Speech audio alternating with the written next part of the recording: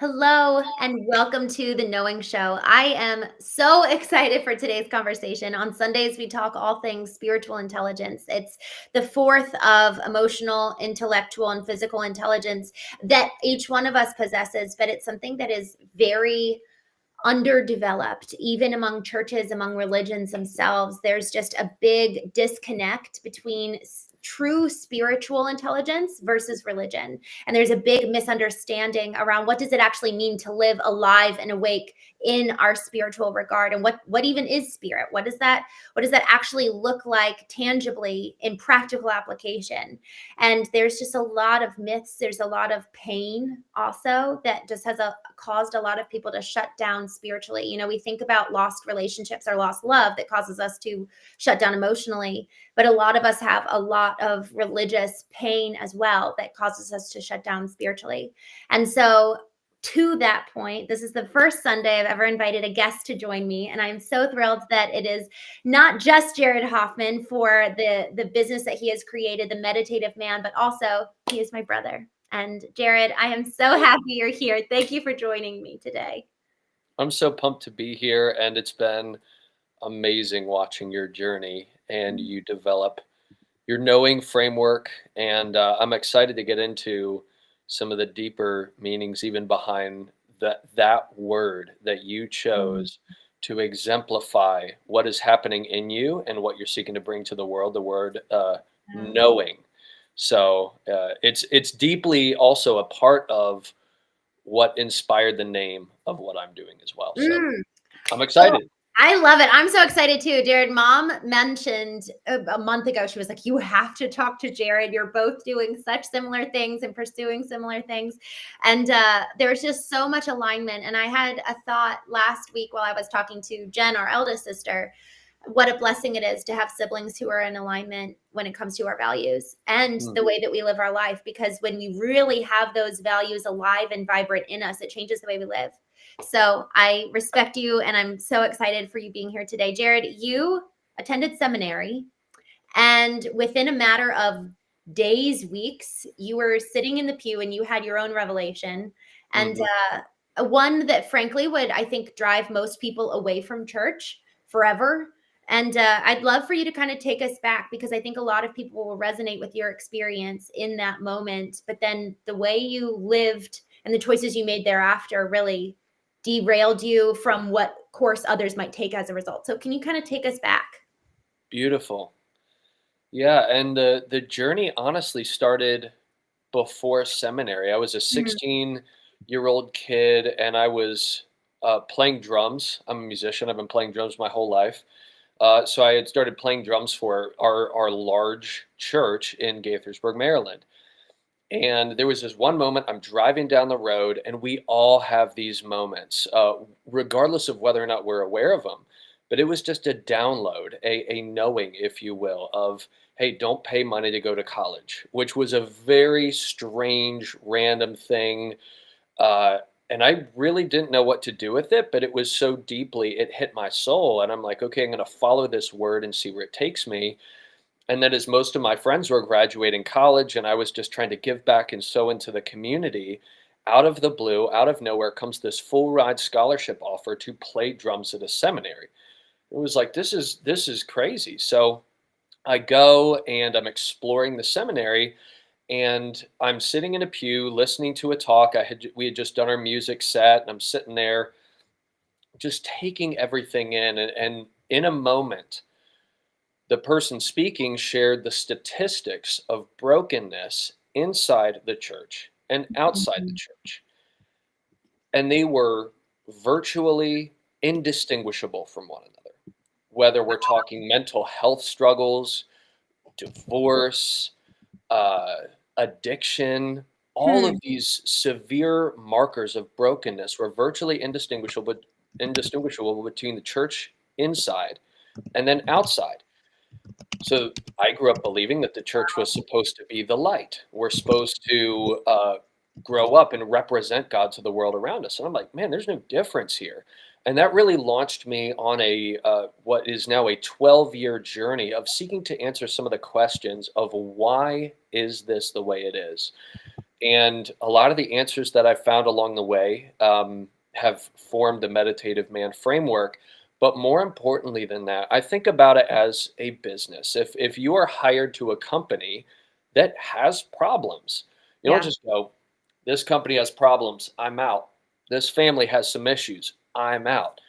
No, Hmm. it's what is my part to play? I'm here for a reason. I'm here for a purpose. What is my part to play in bringing healing, in bringing alignment, in moving us forward?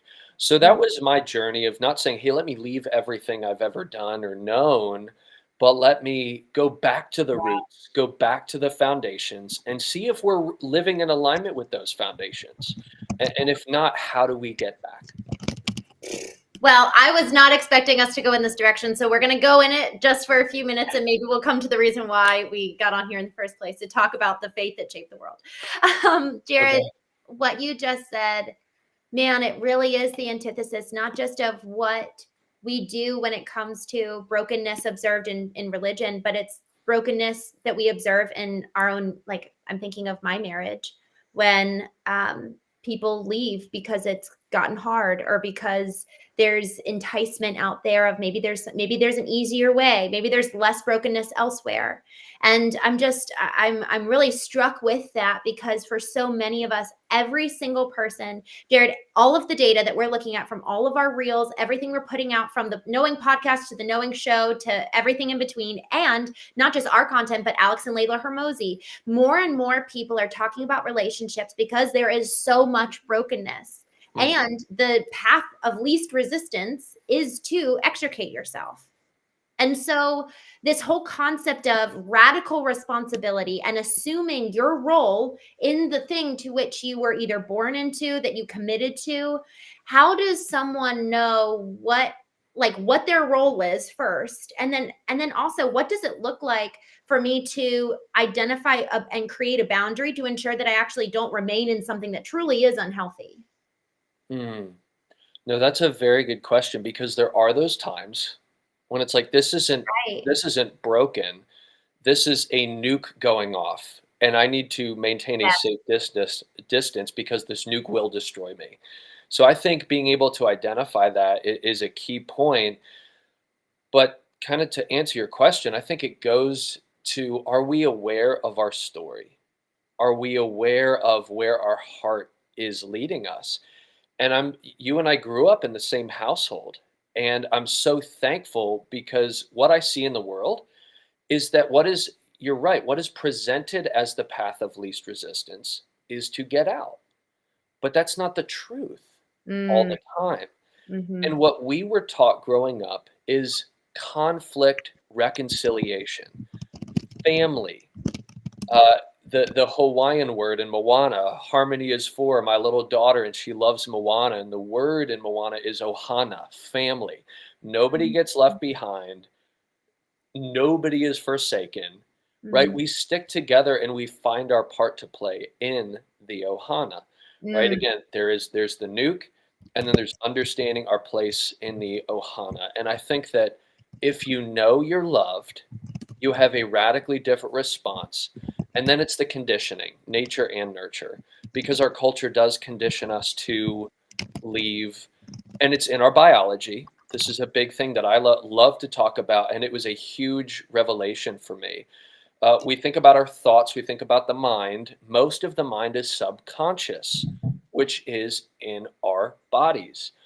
So if our subconscious mind is in fight or flight mode, well, that's the direction we're going to go all the time. So coming back into that homeostasis and really seeking direction is essential for discerning, is it the nuke or is it, hey, here's mm, my part to play?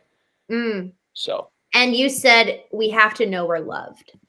At the end of the day, that's the core question of do we actually know and believe and feel loved? And that knowing transcends what everyone else is telling us. It really is that inner knowing because that's what can preserve us and ground us to then, man, when we're operating from alignment, we're going to show up so different to mm, everyone around us versus I'm looking for everyone out there we're talking about religion, so we'll keep religion as the focus.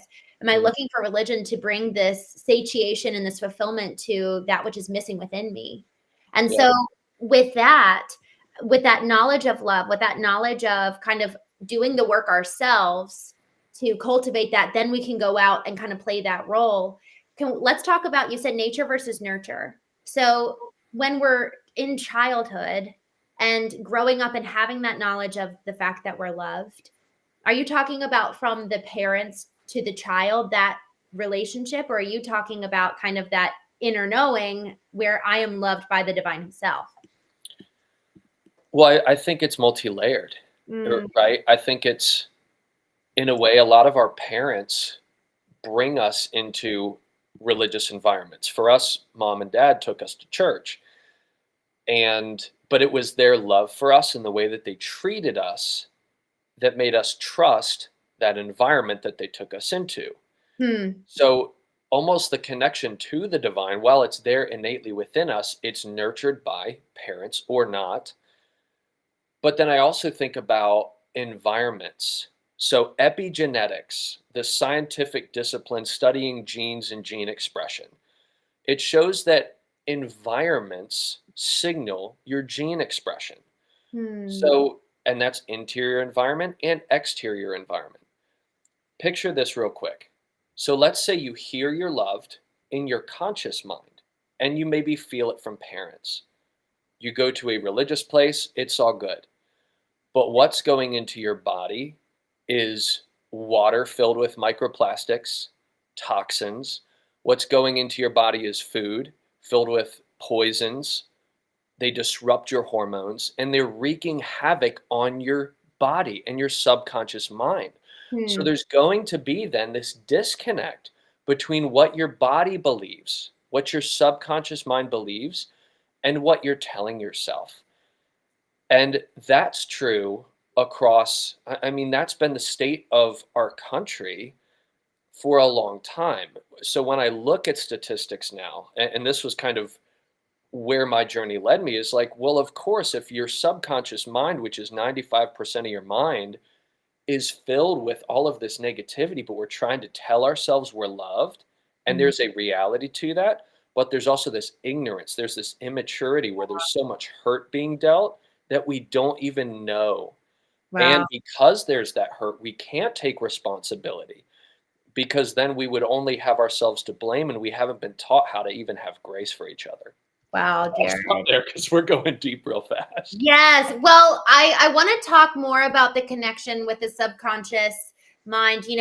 As you were talking, I think about the tip above the water, and then the iceberg analogy where it's like all of this is beneath it.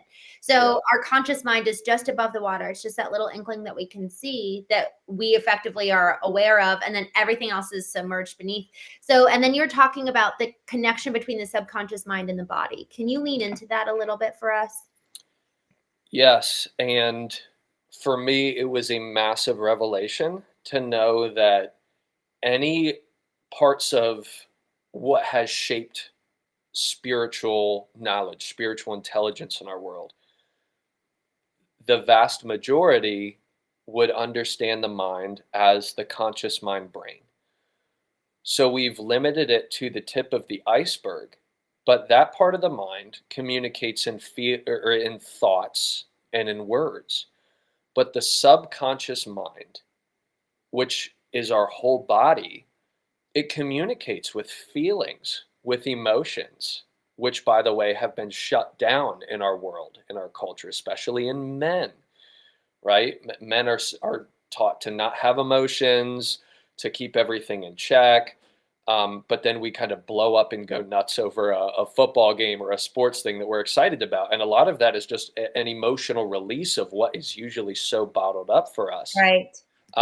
But if we're looking at the subconscious mind, just a few biological things here. So the heart has an electromagnetic field. We are all electromagnetic light beings, right? We are not primarily physical matter.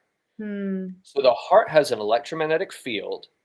And if you're suppressing, if you're in fear, fight or flight, right? Those things going into your body and into your environment. Even if you're around somebody else who has an electromagnetic field that is damaged or broken, right? They interact with your field.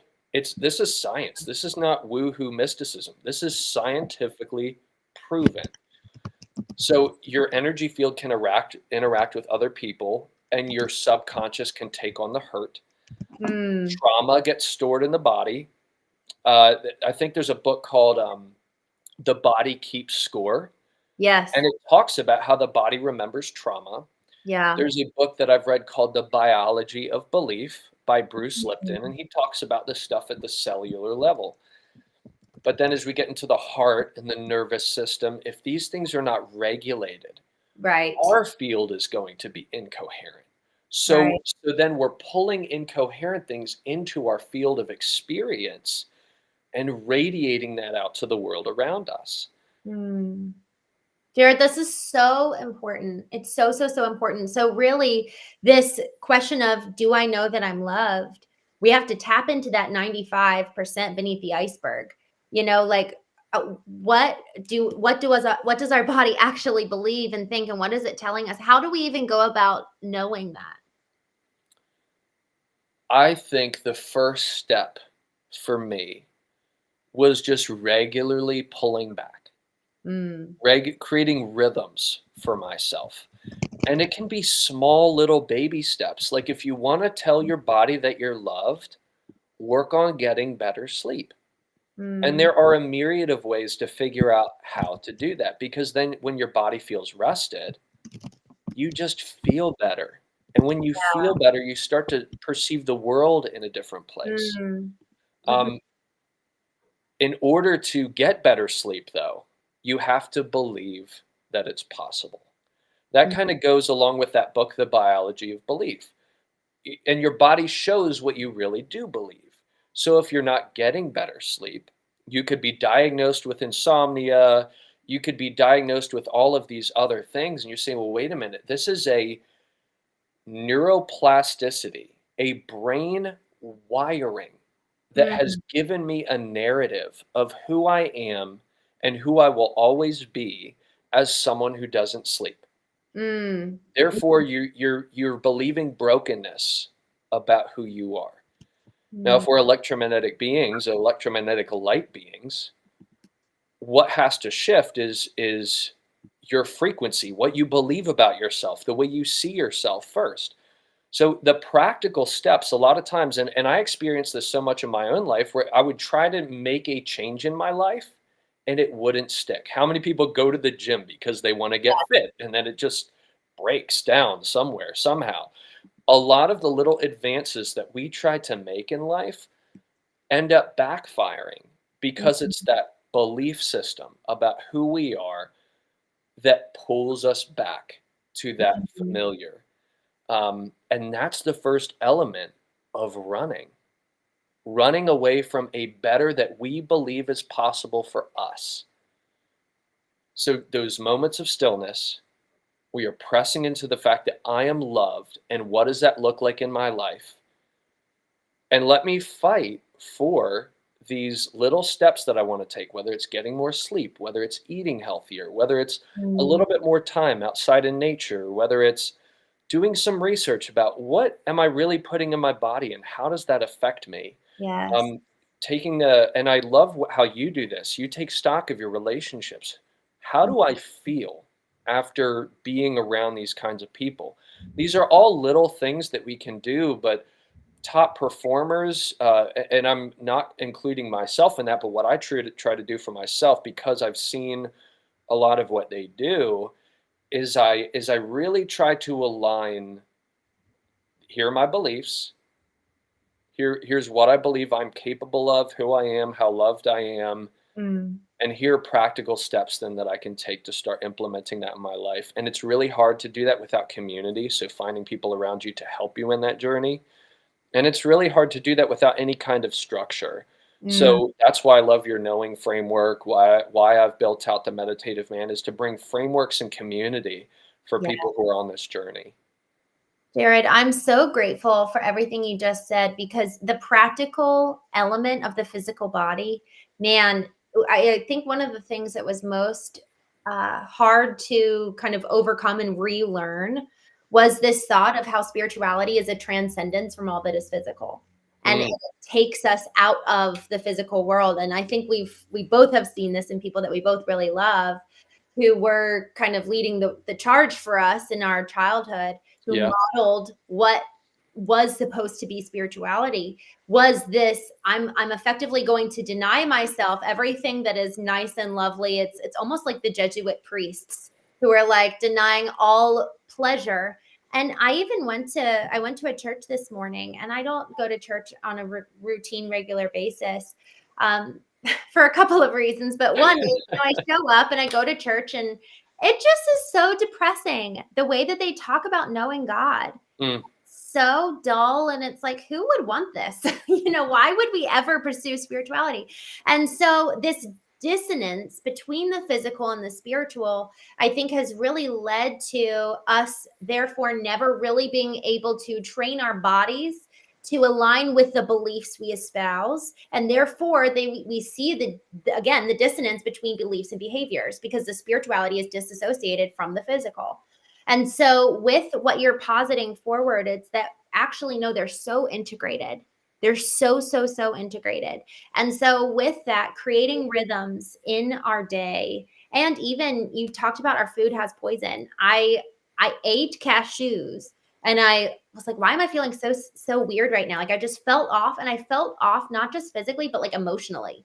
And I mm, looked at the packaging, and it had peanut oil, which is one of the seed oils that really, man, seed oils are so dangerous. So what goes into the body really has the potential to corrupt not just how we feel physically, but our emotions, and thus our spirit, because it's all like it's just this through line from the physical, the intellectual, the emotional into the spiritual. And it's just this, what feeds one touches the other, and vice versa. mm, So I want to go back to the initial premise of this conversation, the faith that shaped the world. That was initially what we wanted to talk about, because whether we like it or not, whether we realize it or not, there is this core belief, talk about a through line throughout history. And I'd love to kind of hear your exploration of that, because it really has changed you from the inside out as you've done this exploration and the journey you've been on. mm.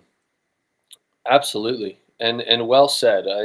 I love what you just shared, and yeah, going into the faith that shaped the world. So obviously, you and I grew up as Christians, and there were a lot of these like constricting thoughts, like constricting beliefs, like we're the ones who have the answers, like everybody else is off, and oh my goodness, I'm gonna have to really rein myself in because No, I don't run really yourself want to explore explore the space here. But anyway, the faith that shaped the world for me was really like, well, let's go back to the roots. What has made us who we are? And a lot of the science again, like non-locality, quantum entanglement. in. These are big concepts, but really, it's just like everything's connected. If there's a dominant force, a largest majority of something, you have been shaped by that in a way. Mm, It's the simplest way of putting things, right? And that kind of goes back to what we started talking about. Even if you try to run, that will still affect you. mm, So if we try to run, we're almost rejecting our purpose of being part of the healing to what will continue to damage us regardless of distance. You can't be far enough away from a nuke that hits your city. It will kill you. And if we think of that on a global scale, right?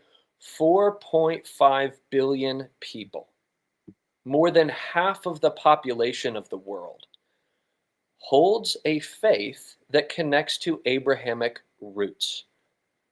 Christianity is the largest religious group in the world. Everyone has been impacted by Christianity, whether or not they know it, right? But Islam is the second largest, so that's very impactful. Judaism isn't that big, but it might be just as impactful as the other two. And I think a large part of that is because they all go back to this moment. This Mhm. moment in the Bible in Genesis 14 and 15. A lot of people just point to 15, but it starts in 14, and it is missing that as I look at the world today, it's like we are so far from these roots. So yes, they've shaped us, but are we living in alignment with them? No. In Genesis 14, there is an encounter that happens. Abram, before his name became Abraham, it was Abram. And Abram in Genesis 14 meets this character who is an eternal being, right? Now, a lot of us associate with the divine through like mystical stories, the Greek gods, different mythologies. But this is, I mean, if the Bible has shaped most of the Western world, like this is a foundational piece of what has shaped the way we see ourselves. Is this encounter with this immortal being named Melchizedek, and his name is the King of uh, righteousness, and he is physically the king of Salem, or what might be known as Jerusalem, but the word Salem is peace. So Hmm. he's the king of righteousness and the king of peace, and he comes and gives. If you've got any kind of connection to Christianity, you know that there is bread and wine, that are communion. So Melchizedek comes and gives Abram bread and wine. He gives Abram communion. Abram gives Melchizedek a tenth of everything, and then Abram returns home. The very next chapter, the first words are Abram encountered Yahweh, Yod He Vav He, a name that is better breathed than spoken. There Mm. wasn't even a physical pronunciation for it in the Hebraic world. It was just the name. Uh, and it's more, again, better breathed than Mm. spoken. So Abram encounters Yahweh in a vision of the ecstatic state. In the English Bible, it's going to say in a vision, but the word, uh, I have the note, it's like mahaze or something like that, the Hebrew word. It carries this imagery of an elevated state of consciousness, perception, and awareness, which is tied to our emotional state of being. So Abram comes back from this radical encounter where he has communion from an immortal being and is elevated in his perception. And in that place, he's able to resonate with a version of himself that is beyond his current circumstances, Hmm. able to resonate with and recognize a possibility for his own life. So if we think that we're never going to have better sleep, well, look at Abram. His wife was barren. She could not have kids. So if we think coming and talking to her and saying, "Oh, well, let's put you on some treatments or this, that, or the other thing," like that's the compassionate thing to do. But Abram's like in the ecstatic state, and he's like, "You're gonna have a kid, Sarah." Like, woohoo. And most people would respond to that like, "You're an abusive husband." Mm. Isn't that how our modern world would respond to the roots of the faith that formed more than half the planet? So Mm. we're not in alignment. Wow. Now, here's what happens next.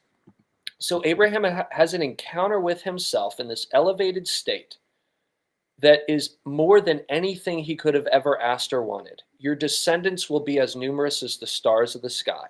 And to this day, we see the fulfillment of that. 4.5 billion people hold to the faith of Abraham. I mean, it's profound. Yeah. And then it said he believed God, and it was credited to him as righteousness. The Hebrew word is amen, and it means he entrained his being into that. But the promise didn't come. Sarah didn't have a child until 25 or so years later. But the reason for that is actually revealed to those who are looking for it. The reason Abram had this radical encounter of who he could be, but couldn't access it till 25 years later, was because of agreements that he had made in fear. He couldn't unlock that biology, Mm. right? He couldn't unlock that different circumstance while he had agreements with fear. So, what we see in several chapters later, I believe it's Genesis 17 or 18, God comes and says, "Your wife is going to have a child a year from now." Just a few months later, Abram goes to another country, and the agreement he made in fear was revealed. Because he thought when God called him to walk with him, hey, join this spiritual intelligence journey. Know me, know yourself.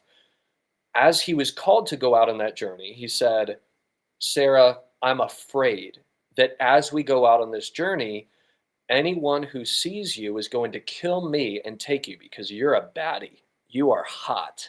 You are a mama. So he makes this agreement with fear, and multiple times Abram goes into these other places and tells people, hey, this woman is actually just my sister.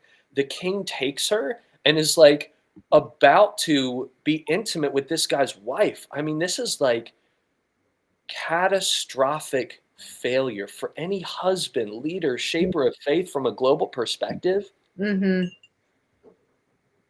But what have we done in fear? What Mm-hmm. agreements have we made in fear?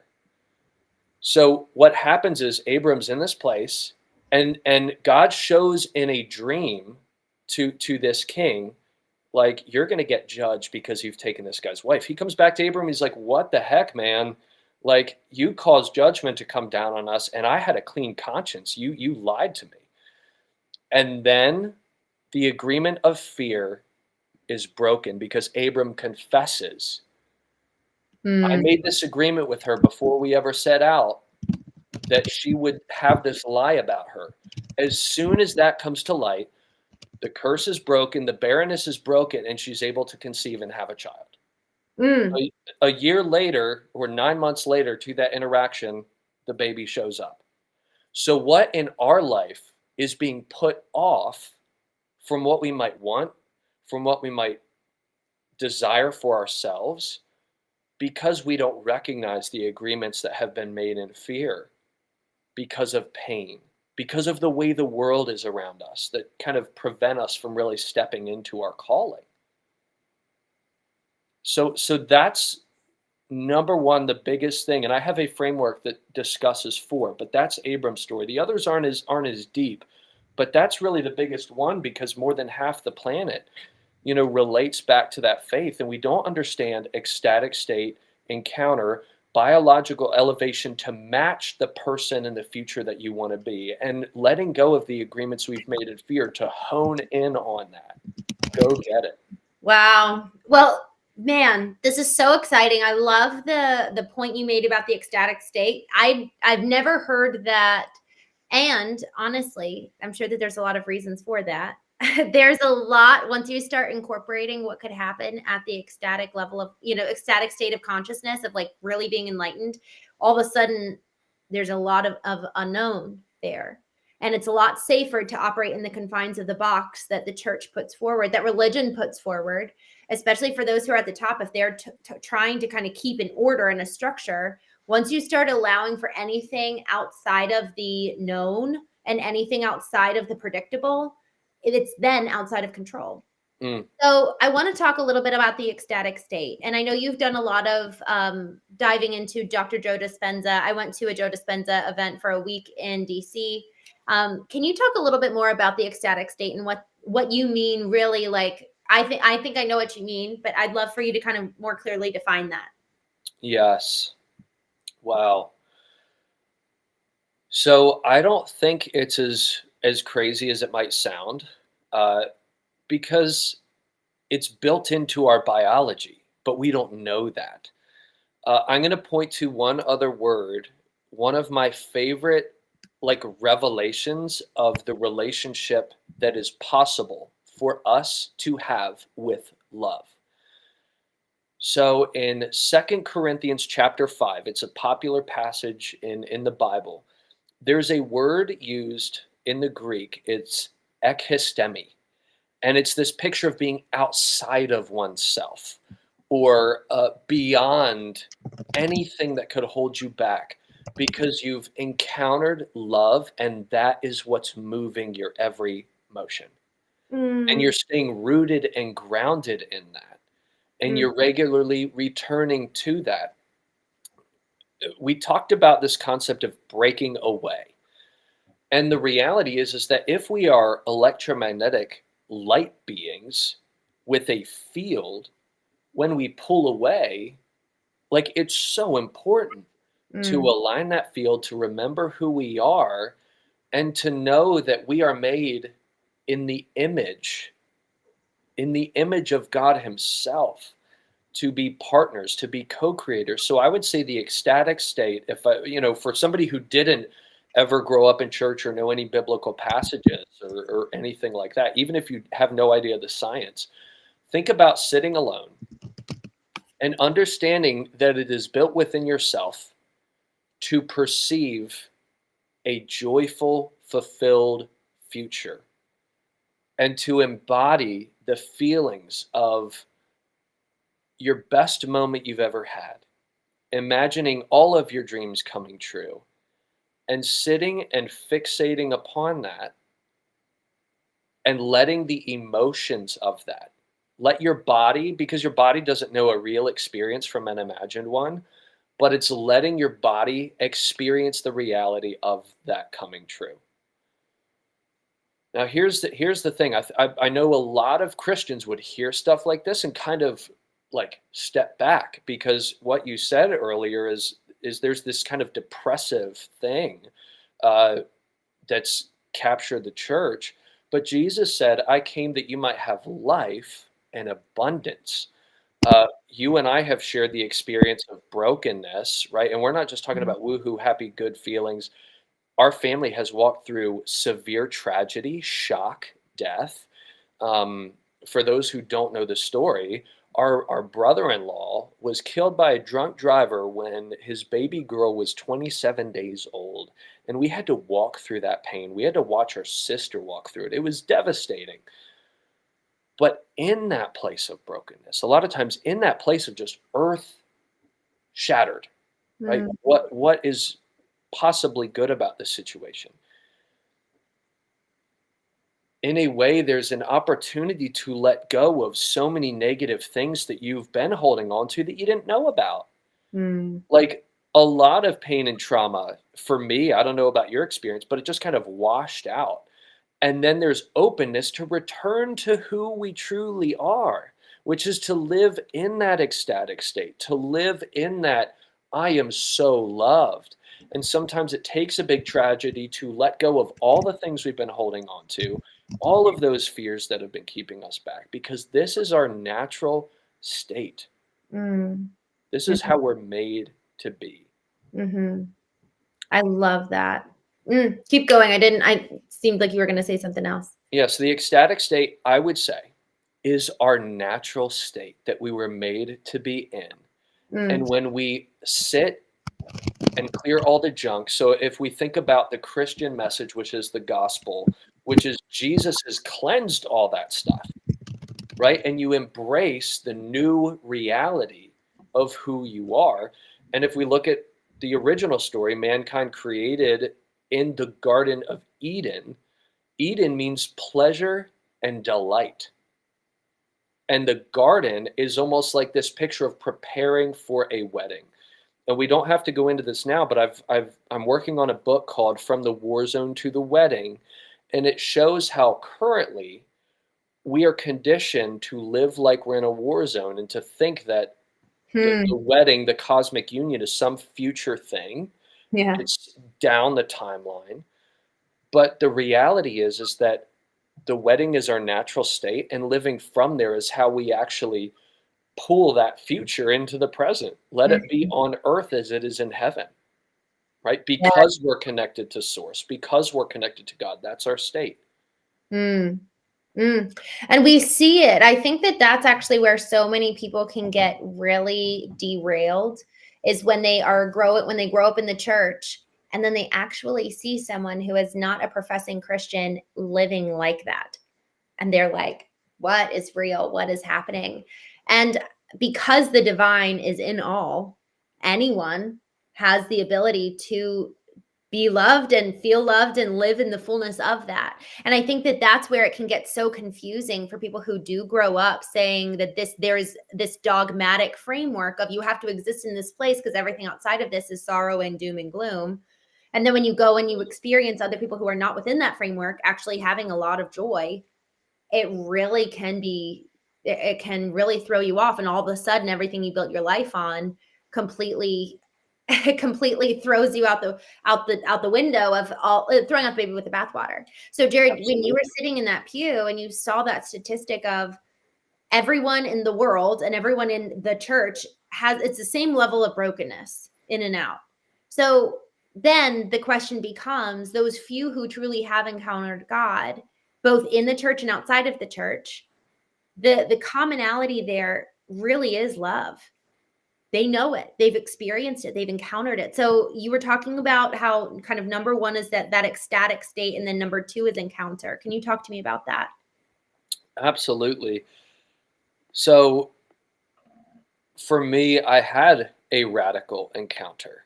Mm. I perceived like in myself, and this, I was 6 years old, and I had this moment where it's like, I'm not going to be able to access who I'm meant to be without experientially connecting with God. Wow. And it was just this invitation like, I must live my purpose. I must live in love. And I need to be plugged into the power source in order to be the light that I'm meant to be. And knowing that that's been there since I was 6 years old, it shaped my life in every way. So that when I go into these places of brokenness, it's like, hey, how do we get plugged up here? And the difficult thing for me is, you have those frameworks that you've been trained to think in since day one. And you're like, okay, well, I'm supposed to be plugged up, but this framework isn't helping me plug in. It's more showing me the inability to plug in rather than, this is built into who you are. And that's what Christ came to show us. Like, this is what you're supposed to be. This is who you are. And what I Right. wanted, yeah, No, no, no, keep going. okay, When you say come to know who you are, that's exactly right. Christ literally modeled the potential for every single human being, regardless. Yeah, keep going. This is right. yeah. And for those who don't know the biblical narrative, there was a meeting where there's a mountain, and all God's people come to this mountain. And God's like, hey, come close. I want to speak to you face to face. But they had to purify themselves and get ready, and they couldn't touch the mountain, or else there would be. It's almost like an energetic transference. Like if you touch 100,000 watt electric fence, it will kill you because your body, the state of your body, cannot handle coming into contact with that voltage. So Mm, God's like, don't touch, clean up. And then on the day he calls them close, he's like, I want to speak to you. And they're like, no, we're afraid of getting killed. So we're going to wait back here. Give us rules. Give us rules. So God's like, okay, here's the rules. And then when Jesus comes, he's like, hey, the rules are done. Here is open connection with mm, who you're meant to be so that you can start to function, start to, as part of the family, because imagine an infant trying to run his dad's business. yeah. There's no capacity for that. There's no understanding of what that is. And there's even this fear like, I can't do that. It's like, well, no, your dad's going to teach you how to run the family business and you're going to make mistakes, but it's not you disqualifying yourself from the family. Mm, Like, it's mhm, part of the process of growing and learning. And the dad can even utilize those mistakes to build a better business, right? So it's this radical love and inclusion and family that uh, we were praying before the show when you mentioned old and new covenant. And it's really hard to understand anything about Christianity without understanding those two things. And again, that's the largest religious group in the world. So that's shaping people regardless of whether or not they know it. And mm, the faith of Abraham and Jesus, who is the most popular spiritual person in history and the most spiritually intelligent person. mhm. Like, what did he do? What was his message? Well, his message was, and this is crazy. This is gonna get some people. Ready? Yeah. So in the English Bible, it says, "Repent, for the kingdom of heaven is near." Yes. Okay, keep going. I'm so excited. But in the Greek, the word is metanoia. We've been taught that repent means changing your mind, but the root of that word, but again, we've thought of that as just the conscious 5%. So if you ask somebody, what does that really mean? What does repent really mean? Oh, say I'm sorry for sinning, Mm, or change the way I'm living, right? And we talked it before, create new patterns. But if you don't have a new identity, creating new patterns doesn't do jack for you. You're always going to revert back. mm, And so much of Christianity has a doctrinal framework that says, oh, you're always going to do the same stuff because that's their yes, experience of life, not what the word yes. actually says. And how we got here. Let me explain a little bit of how we got here. Because if we've been over the ecstatic state, right? Mm, The word metanoia is so similar to the ecstatic state because it means outside of or beyond. Think about the company Meta. Like more than half of our world is on this trend right now of meta, outside of, beyond, and so many movements and spiritualities are like, we got to go beyond, we got to get outside of, like, but what? Noia, mind, consciousness, perception, awareness. Now, if we're getting out of something, it means we're coming from somewhere. What has shaped us on our journey? mm, What's certainly not alignment with our roots, it's these cycles of pain, trauma, and separation. mm, And we just went through the law and the old covenant, right? The rules that you have to follow in order to be good enough. Jesus is saying, come out of that. Metanoia, come out of a biology that is created by that belief system, by that perception of self, to what? Metanoia. The kingdom of heaven is at hand. And there's another place where he says the kingdom of heaven is within you.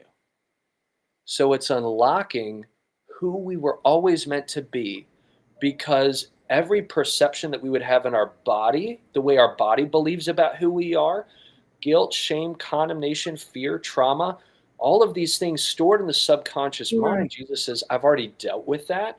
So start the process of just giving yourself grace. Start mm. to let that stuff go and step into a perception rooted in, hey, you've been in the English Bible. Like we're talking a little bit about the difference between the Greek and the English, but the English couldn't be more clear that you have been seated in heavenly places, which is a quantum reality. That's scientifically true about the nature and structure of the way that we're made.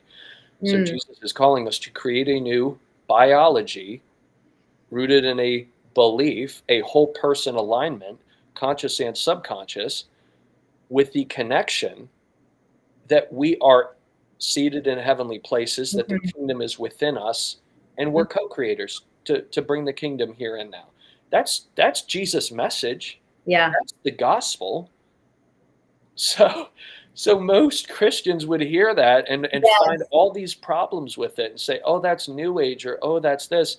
But how we got here, and again, if we're in guilt, shame, or condemnation, that framework will resonate with you because it's the familiar, it's the known, and getting outside of that is so hard unless there's that community, Right. unless there's that framework.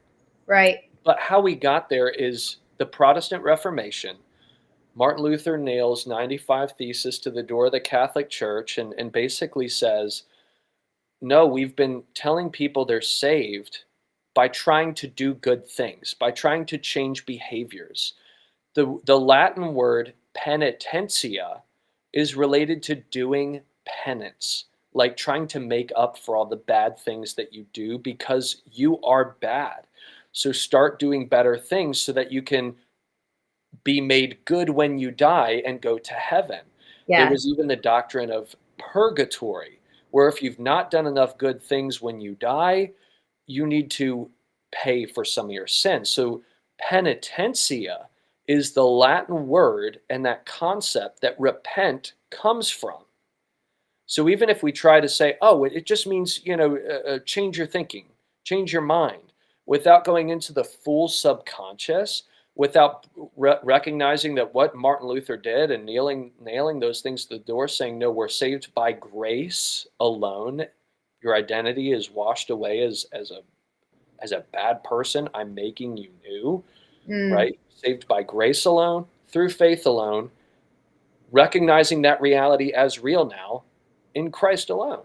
So I want to talk about a couple of things here because you made so many amazing, exciting points. One of them, and I really want to emphasize this, Jared, because it is so important. It is so important that we just kind of come to this baseline agreement that what is offered up as Christianity is not what is the reality for what Christ in us is.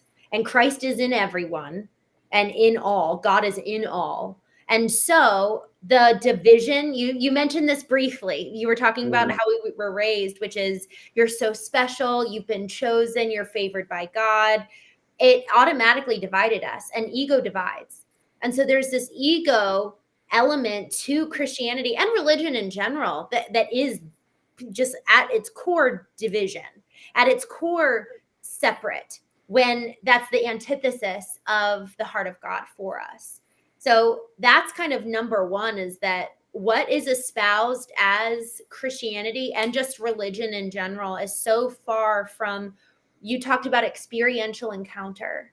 When we experience and encounter God, which is like this holy sacred thing, which frankly lends to me not even wanting to talk about it very much, because it's like, how do you that which is sacred and divine into mere words? It almost feels like it's reducing down to what can be conveyed. So that in and of itself lends to this reticence and trepidation. But it's important because, man, are we so off in so many ways, you know? And so I don't even like saying I'm a Christian, because I'm not, according to what so many people count as Christianity. And so when we actually look at this vision and example that Jesus, this, whether it's literal or figurative, because I know that there's a lot of debate on that too, regardless of the literalness or figurativeness of this, Jesus embodies what is possible for every single human being, which is love, which is light, which is fullness, and this visceral way of being that actually draws and attracts everyone to you. And isn't that Except awesome? the religious people. Except the religious people. And the systems of control. Jared, that's the thing. Actually, if we're living alive in what you're talking about, we are actually going to be disbarred from religion. You know, we're actually going to be not welcome in those places, because we're walking so opposite of the death that they preach. Well, and I love that, because I've gotten a lot of that from people. It's like, is there a gap that can be bridged between these systems of control and truth? Yeah. Well, what if the people creating the system started to get healed on the inside? Yeah. Wild, right? Yeah. I'm so excited, because it's easy to think in terms of systems of control. But every system of control is run by people. And all people are created by God. Yeah. And so many of those people have us pointing fingers at them, saying, you are an evil leader. You are bad. Mainstream media pitting millions to effectively wish death on people for their opinion, for ways that they perceive that they're upholding a systemic framework, not realizing that the most important thing is the systemic framework within them. It's so easy to look at the system and say, well, I don't want to be a part of that. But your perception of that and your judgment of that is reflective of your judgment of self and the systems that are perpetuating a version of you that reacts that way you're still separating from something. Yes. Well, what's crazy is Jesus never separated from the leaders. Like, Mm, he'd go to their homes, he'd have dinners with them, he would go preach in the synagogues. He would he would put up with their BS coming up to him in the streets. Like, yeah. the amount of love and tolerance was unmatched. I'm So, Yeah, keep going, keep going. I think about DC. I think about government. I think about financial systems and technological institutions, right? The truth sets people free, not just the 5%, oh, this might be a true thought, but the experienced reality. So that's why, this is why I built the Meditative Man. I'm like, I believe in a better world where our systems within and without can start to enhance human thriving. We can build ecosystems. Hey, this is the way the human biology works. What Mm, if we built systems not to enslave and addict for the purpose of profit, but what if we said, hey, we're going to go love these people creating these systems so well and help them get fully healed so that they recognize that guilt and greed will and are killing the world. And as AI develops, I mean, this is so huge. This is so important. As AI develops, we're the ones programming it. Like, there's all this mhm. fear Hmm. about, Wow, AI is going to kill us all. Like, wow. yo, you're going to manifest that reality if that's your belief system. Wow. Okay, so you said something else that's really important there. You said this a little bit before you mentioned about AI, which is such a good manifestation of, or example rather, of what you said previous, is effectively what we see in others is ultimately a mirror for ourselves. Mm, And really, if there is something, because, and frankly, you saying that is a good mirror for me, because I was sitting in church today, and I mentioned earlier that I usually don't go to church for these reasons that we're talking about. And I found myself separating myself from them and judging. mm, And it's like, man, I'm doing the very thing that I get upset at them for. And mm, really, it's so humbling when we do really take that mirrored approach. Therefore, anything that triggers us, anything that's upsetting to us, it's like, okay, let me really dive into that. Let me really get to know that, because that's fear. And you know what? At mm, the end of the day, I'm really afraid that I'm going to repeat and go back to that. I'm afraid. There's a lot of things I'm afraid of. Whereas when you're really led by fear or love, there's freedom. And you mentioned this earlier, Jared, which I really, really want to touch on. You gave the example of the Abrahamic story and the lineage that we come from.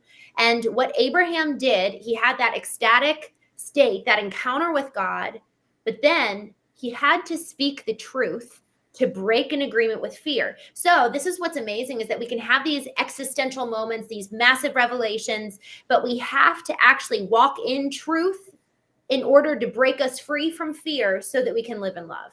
yeah, So, can we talk a little bit about what breaking fear looks like? Because fear is the natural modus operandi. Thus, we need to change our biology. that's so good.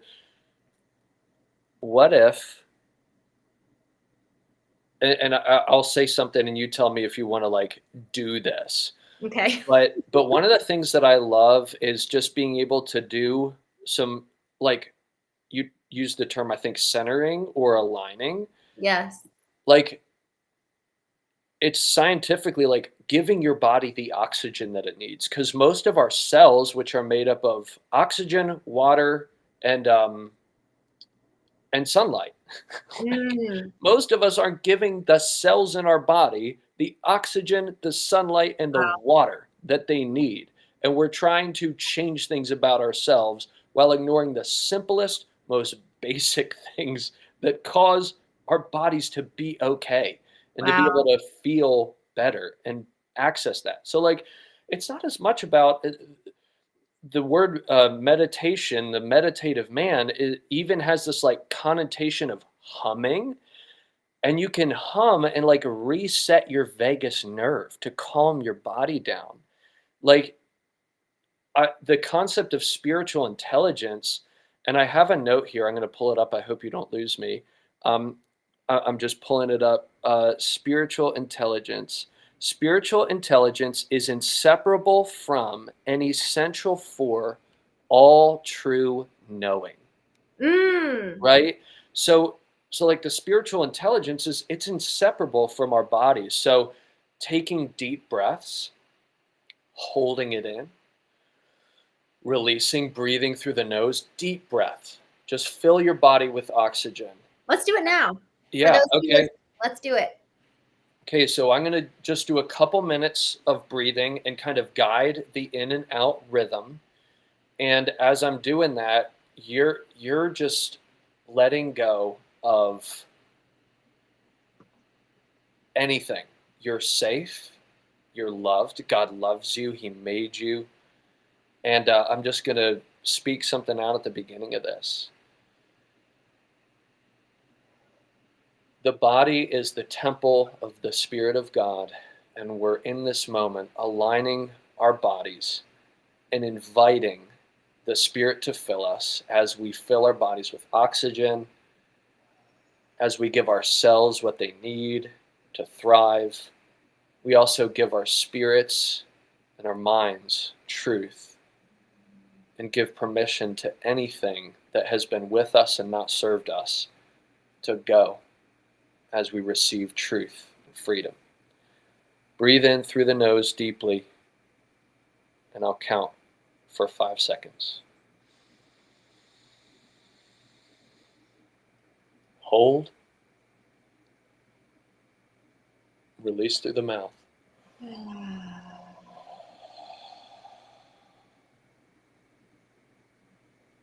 Gonna breathe in through the nose.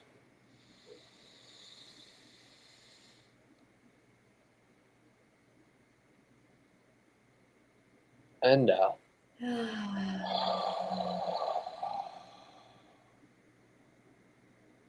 In.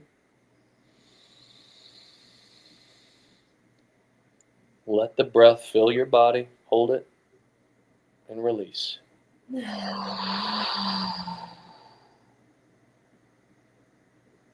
Inhale with gratitude for the breath.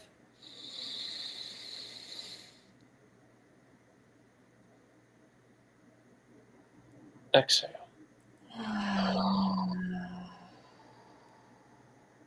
Now we're going to breathe in, and we're going to say Yod, Hey, Vav, Hey.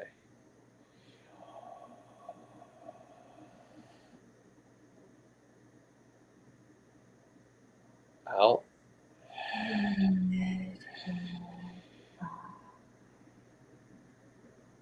In with Vav.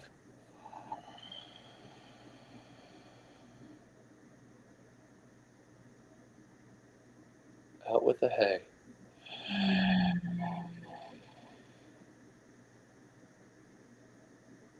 And the body's already beginning to feel more aligned.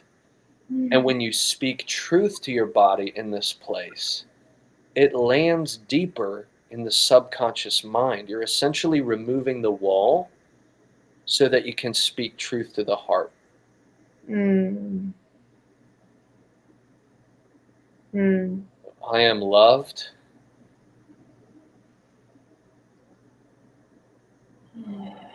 I am made in the image of God.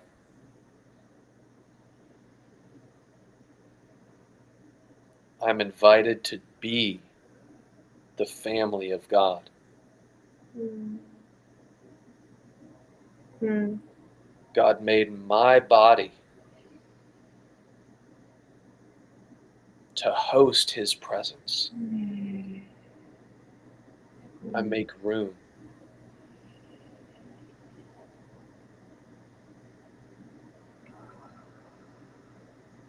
Every bit of perceived guilt, shame, condemnation, where does it go? However you want to release it, go ahead. As a Christian, I know the Bible says, and this has again shaped our world, the blood of Jesus has cleansed everything. No matter what your mind tells you, no matter what your body tells you, you can let it go. Mm. Just be aware of anything that's coming into your mind right now, anything you're feeling in your body.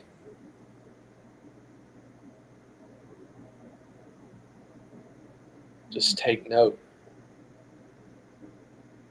Maybe grab a journal after this, write down some things that you're perceiving, you're seeing. Think about what a fully loved version of you believes about Mm. itself, about who you are. Mm. Mm. One more deep breath. Hold it.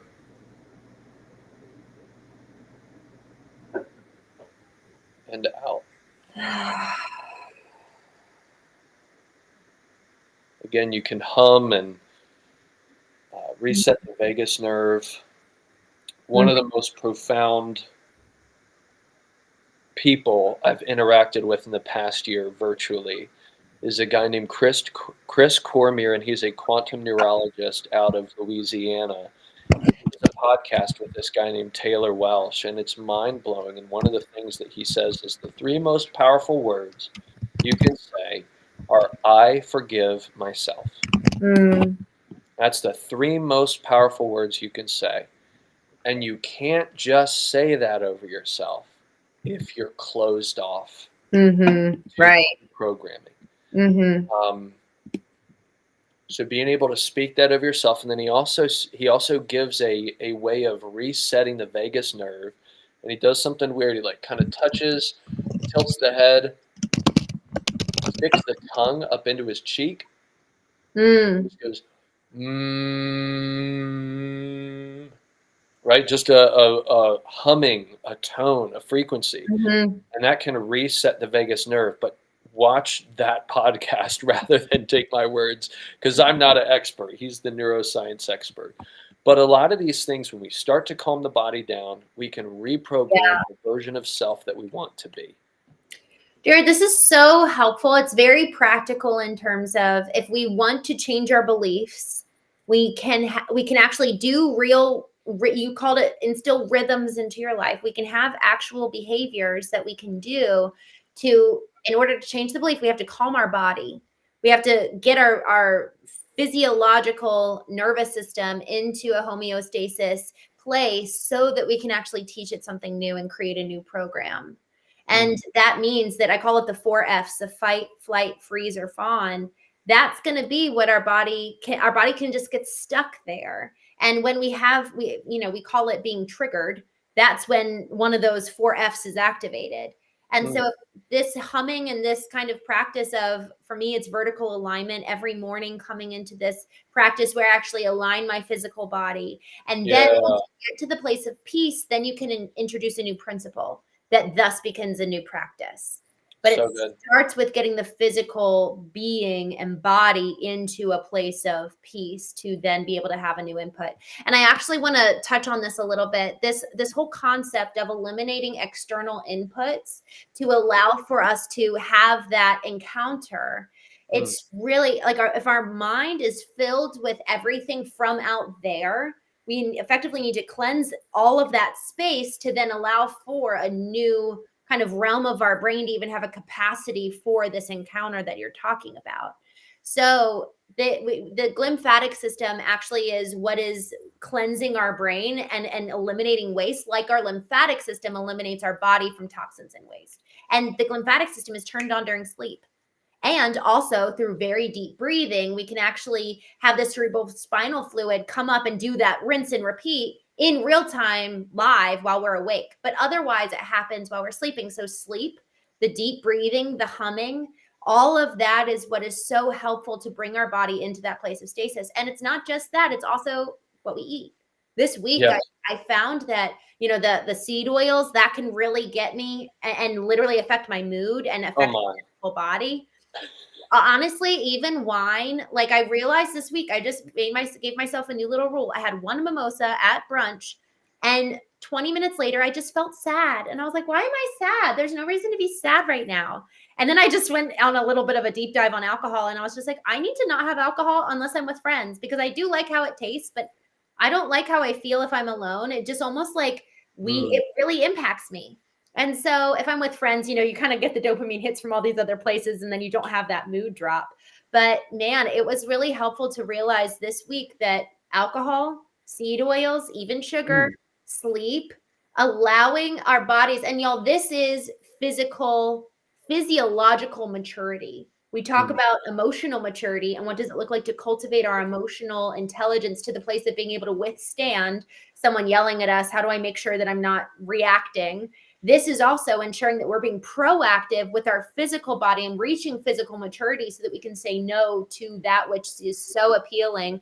We can say no and say, you know what, I'm actually going to put my phone down and go to bed and actually restore my body. And I know that the blue light in the phone actually triggers and stimulates my brain. So I actually need to disconnect an hour before I want to go to bed.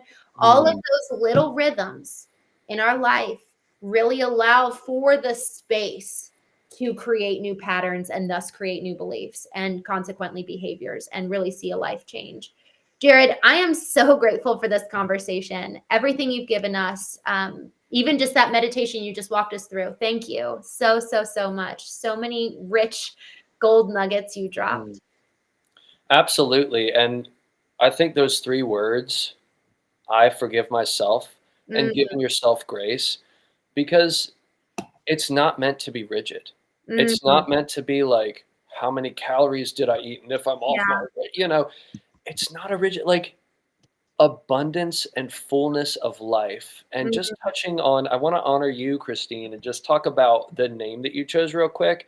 mm, Knowing in the Hebrew is yada, and it means like losing a version, like losing yourself mm. in the doorway to all that you can be, and like actually seeing and encounter that Oh, reality.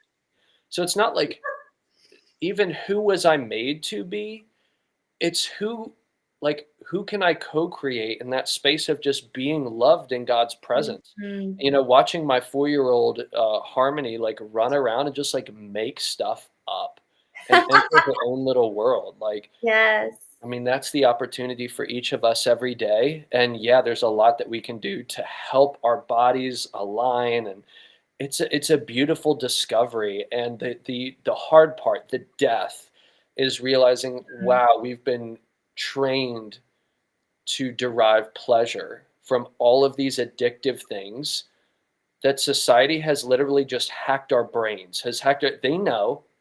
know that they're exploiting our biology and keeping us in this. But if instead of being angry, we just take responsibility, start aligning, making some of those hard decisions, feels like death sometimes, find community who's doing it, get around people who can support you, find a framework that works for you, and just enjoy life and see what impact you can make on the world. So, Ah, I love it. Jared, I'm so grateful. The Meditative Man, where can people learn more about you? yeah, I'm revamping my website right now, but that is available, themeditativeman.com. My largest place where I'm posting content right now. And as a person of faith who's seen Christianity kind of be so far away from the roots, that's been my main emphasis of like, going into passages that talk about how God loves God, and that's the picture and invitation for us to enter into that Hmm. real time flow in our days, in our moments. Like, I talk about crazy stuff like that, but also the basic, hey, this is what's shaping our world. And is Yeah. it in alignment with our roots? And where do we need to adjust? So I talk about that on TikTok, which is just the Meditative Man, Awesome. TikTok. And I'm starting to produce more long form content on YouTube as well, which again is just the Meditative Man on YouTube. And Thank the War Zone to the Wedding is already a talk on YouTube. It's like an hour, but I'm framing that into a book. And there's resources on the website as well, like a 7-day reset. There's a real good explanation. It's like a short, 4 to 5 page read about how your brain believes one thing, your body believes another, and how to Mm, bridge that gap. Um, so stuff like that is what I'm producing right now. wonderful. Jared, I'm so grateful for you, and I'm so grateful for your call to, the religious environments and people, and really bringing this truth to them. I'm so grateful for that because I know we need it. We need the change from the inside out. So thank you for everything you're doing, and the change that you're bringing to the world, y'all. Thank you so much for joining us on the Knowing Show.